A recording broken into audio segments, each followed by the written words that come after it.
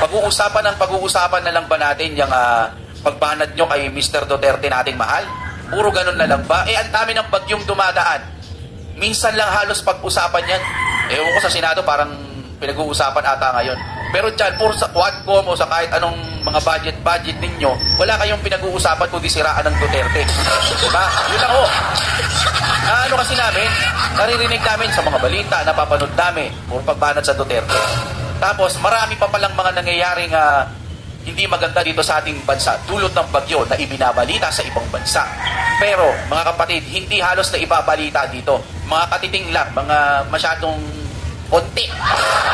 Pero ang katotohanan na ibabalita sa ibang bansa.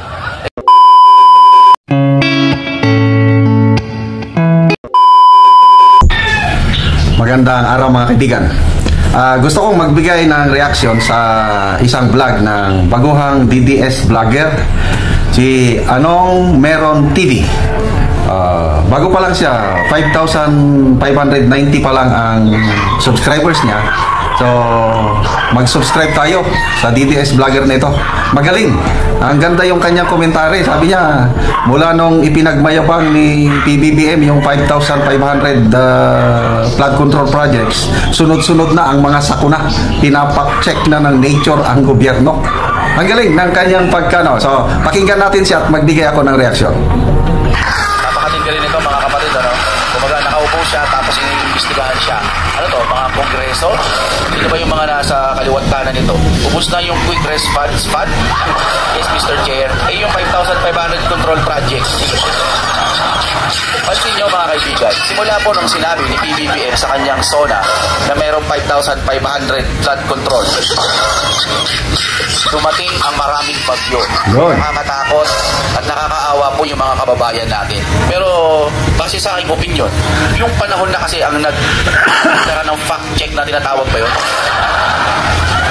Pinatunayan ng panahon na yung flood control ng ating administrasyon ngayon, walang kwenta. So, i-compare nyo yung mga unang taon na pag-upo ng Pangulo. May dumadaang bagyo. Kailang hindi naman masyadong malala. Hindi yung masyadong nababaha. Grabe ngayon ang baha at saka ang lalakas. Sunod-sunod, puros mga super typhoon. So, agree ba kayo sa komentaryo nitong bagong vlogger, si Anong Meron TV, na pinapak-check ng kalikasan ang gobyerno para patunayan na wala talagang 5,500 flood control projects? Napapahiya sila eh. Tapos nung hiniring po nila, sabi na mismo ni sino ba daw yung kapatid niya, no? Si Madam Amy. Hindi ko rin alam kung kaliwa o kanan yun eh. Sabi ng gano'n na ibig sabihin yung mga flood control patsi-patsi lang. Mahigit sa isang taon, 300 plus billion po yung budget para sa flood control. Sana inuna yung mga madalas na babaha. Sabihin na natin, isa sa primary, yung Manila. Diba? Metro Manila. Dapat pinagtuunan ng pansin yun. Alam natin marami pang iba't ibang mga lugar, no? Pero kasama isa ang Metro Manila sa dapat pagtuunan ng pansin. Siyempre, mga karating din at iba pa. Pero, yung flood control na yan, sabi ni Madam Amy, patsi-patsi, ibig sabihin sa isang araw, 1 billion mahigit ang budget para sa flood control. To be exact, 1.44 billion pesos ang ginagastos ng taong bayan para sa flood control projects. Yan ang sinabi ni Senator Joel Villanueva. Kasi mayroong 5 ahensya ng gobyerno na nakakatanggap ng flood control projects o pundo. Nasa kanila yan. DPWH, DNR, DSWD, DILG, at saka DND, Office of the Civil Defense. Kaya yung 5 ahensya na yan, distributed yung pundo ng flood control projects na kung isuma total natin, aabot 1.44 billion per day ang gastos ng taong bayan. Kaya nung una, ang gandang pakinggan yung SONA ng Pangulo. may natapos na tayo 5,500 flood control projects at marami pa ang ginagawa. Oh, grabing palakpak. After 2 days, dumating si Karina, and then tuloy-tuloy na. The rest is history. So, kailan ba yung SONA? July, August, September, October, November. Tuloy-tuloy yung mga malalakas na bagyo at saka mga baha. Fact check ng Nature, hindi ka makakatakas sa pag Nature na ang magbulgar sa kalukuhan ninyo. Na walang nangyari. Kapag ka 1 billion ang budget sa isang araw, halimbawa tututukan mo ang Kamaynilaan, posible bang patsi-patsi lang ang pwedeng magawa sa 1 billion sa isang araw? Gawin na natin 5 araw para may 5 billion. Ang laki nun, di ba? Para dun sa budget, sa flood control sa Kamaynilaan. Siguro naman pwedeng magawa ng paraan, no? Mula sa basic hanggang sa pinakamataas na antas ng flood control. Hindi ho nagawa ng ating presidente yan, base sa aking opinion. Kasi kung talagang nagawa yan, yung mga sumunod na bagyo, no, hindi na ganun kalalalala. So, ang kanya opinion is hindi nagawa. Ang Pangulo sabi niya, nandyan daw eh. Nandyan ang mga flood control projects na overwhelm lang. Ano sa tingin nyo? Totoo ba yung ipinagmayabang ng Pangulo? Nandyan ba talaga yung 5,500 flood control projects o drawing lang? Nandyan man o wala, ang katotohanan na ipapakita ngayon na kulang. Yung kanta ba yun? Yung tinimbang ka, ngunit kulang. So, sa sunod, huwag na kayong magmayabang pag hindi nyo na check up. Huwag kayong maniwala kaagad sa i-feed ng kung sinong nagbibigay ng impormasyon na yan. Nagagawan ng paraan. Masakit lang sa nangyari ngayon, no?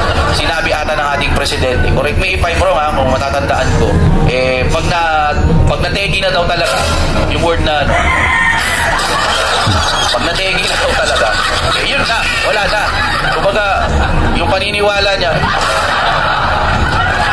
ang maganda ho kasi, Mr. President, pinaghahandaan, hindi yung puro hearing na lang po ng hearing yung yan. Doon po sa Quadcom o kung ano-anong Quadcom pa yan. Sana sinakorte na lang nila. O, doon na natin sa korte. Kaso si korte, binabasura na nga eh.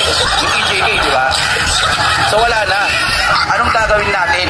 Yan, yung sabi niya, binabasura ng korte. Yung Supreme Court, nag-decide na with finality.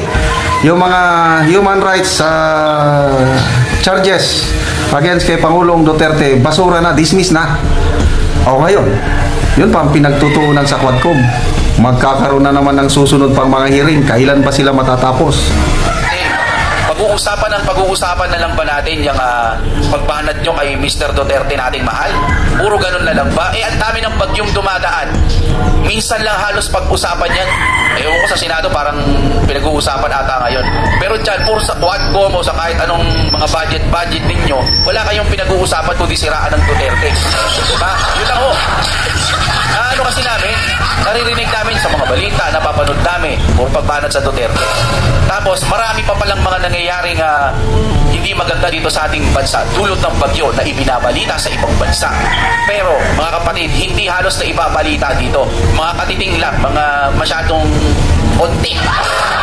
Pero ang katotohanan na ibabalita sa ibang bansa, itong Pilipinas, grabe kapag sinasalanta ng bagyo.